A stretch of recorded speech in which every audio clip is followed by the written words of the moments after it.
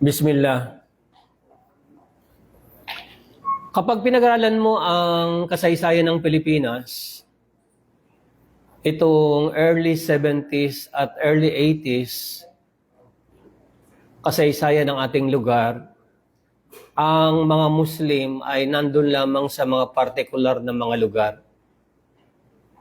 Pagkatapos ng 1980s, nangarap ang mga Pilipino ng mga ibang bayan. At ang mga kapatid nating Muslim sa Mindanao ay kumalat sa iba't ibang sulok ng lugar ng Pilipinas sa bawat capital city. At doon nakilala ang mga Muslim.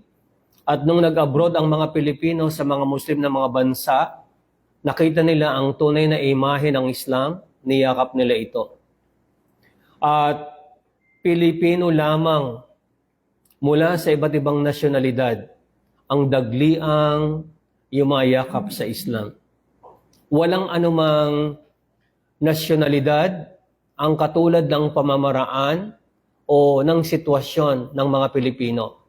Kaya kapag inanalyze natin ito, makikita nating nandun yung biyaya kung ipagpapatuloy lamang ng mga Muslim ang pagsunod sa Allah subhanahu wa ta'ala na ipakikita ang tinatawag na tagumpay at makikita yung at mamamalas natin ang napakagandang biyaya sa mga Pilipino.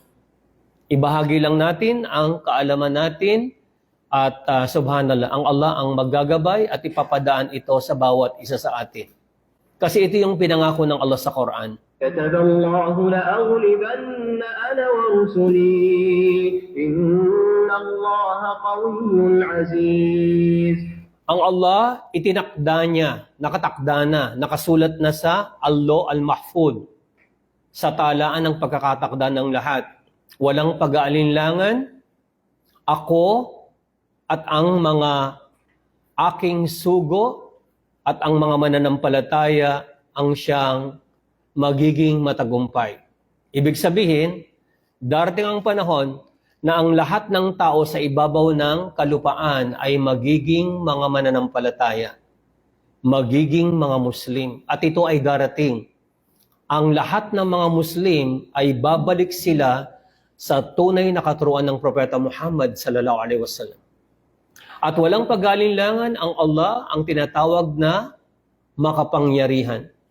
Ganap na makapangyarihan na walang sinuman ang makapipigil sa kanyang pinagpasyahan at ang tinatawag na subhanallah al-Aziz, ang ganap na makapangyarihan na punong-puno ng kataasan, punong-puno ng karangalan at kataas-taasan.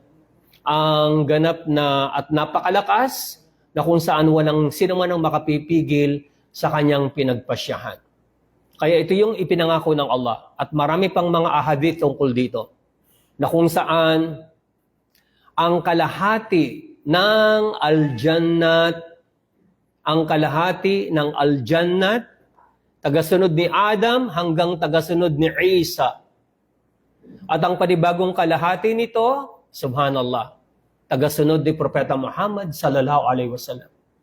At napakarami pang mga pangako ng pinakamarami sa Yomul Qiyamah, mas marami pa sa umma o sambayanan ni Musa alayhi salam, kundi ang umma ni Propeta Muhammad sallallahu alaihi wasallam.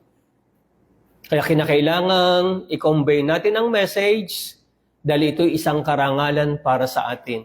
Itinakda na ng Allah. Pag nagsalita ka, ipapadaan ng Allah ang kanyang biyaya sa iyo na nag-anyaya sa landas ng Allah subhanahu wa ta'ala. At ito ay pautos batay sa Quran. وَلْتَكُنْ مِنْكُمْ أُمَّةٌ يَدْعُونَ إِلَى الْخَيْرِ وَيَأْمُرُونَ بِالْمَعْرُوفِ وَيَنْهَوْنَ عَنِ الْمُنكَرِ وَأُولَئِكَ هُمُ الْمُفْلِحُونَ. Hayaang magpalitaw sa inyo ng grupo ng mga tao na nag-aanyaya ng kabutihan. Ito yung Quran at Sunnah, ito yung Islam. At nagbabawal ng kasamaan. At sa mga yaong taong ganoon, sila ang mga matatagumpay.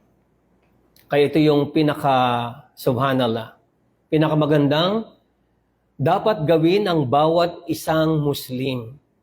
Mag-anyaya sa landas ng katotohanan at magpayo na ipagbawal ang paggawa ng tinatawag na mga kasamaan.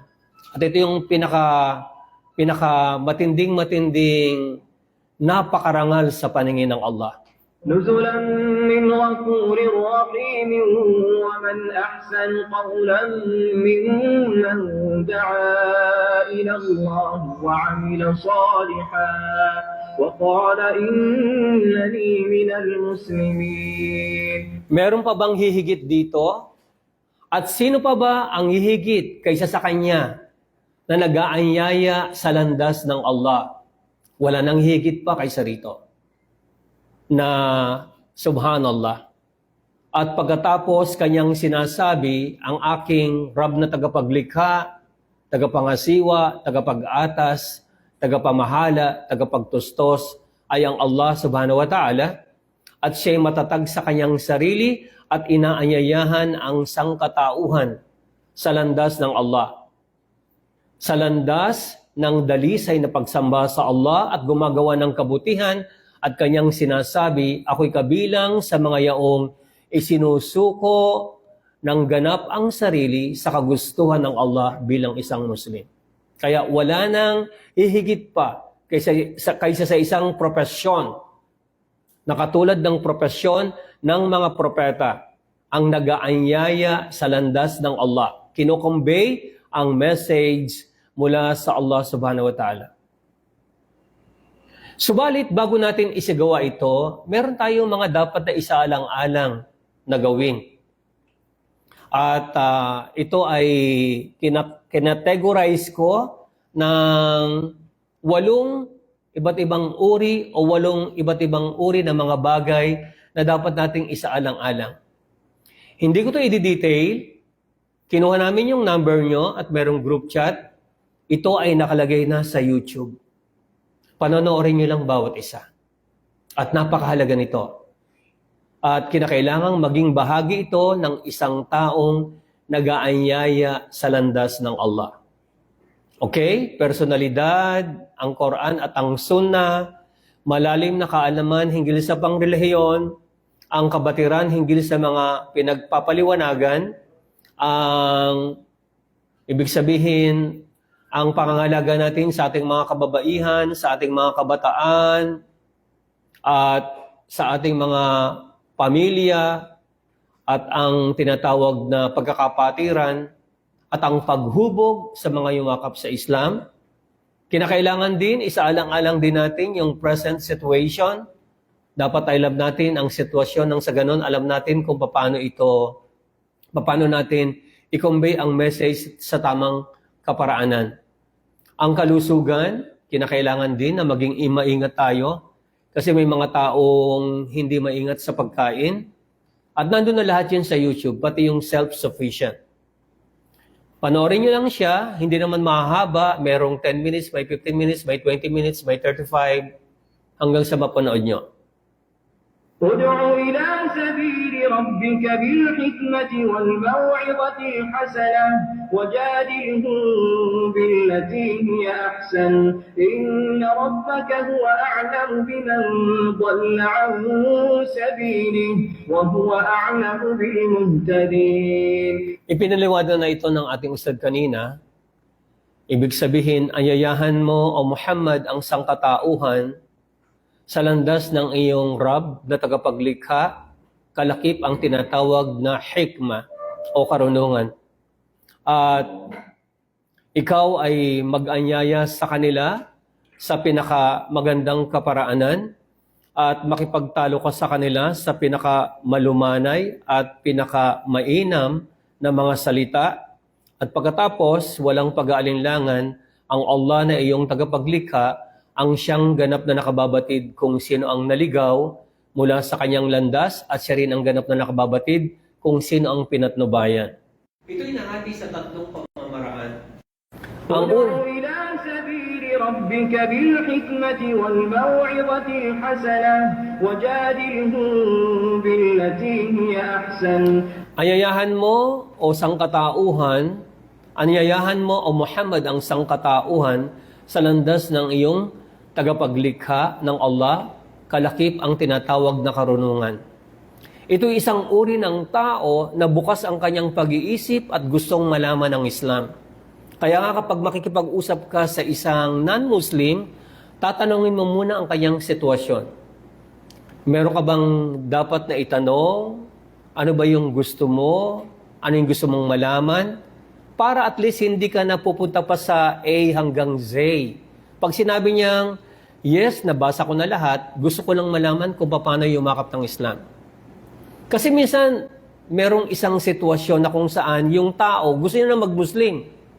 Binigay na yung impormasyon ng kaibigan niya na nagsama sa isang center, itong taong to gusto mag-Muslim. Ang ginawa niya, nagsimula siya sa A to Z, pagkatapos comparative, lahat-lahat, hanggang yung tao hindi na nag-Muslim. Kaya kapag makikipag-usap ka sa isang tao, ay ano ba yung gusto mong malaman tungkol sa Islam? May mga tanong ka ba? Gusto mo bang mag-Muslim? O wala kang anumang impormasyon? May nabasa ka na ba? Para malaman mo kung saan ka magsisimula.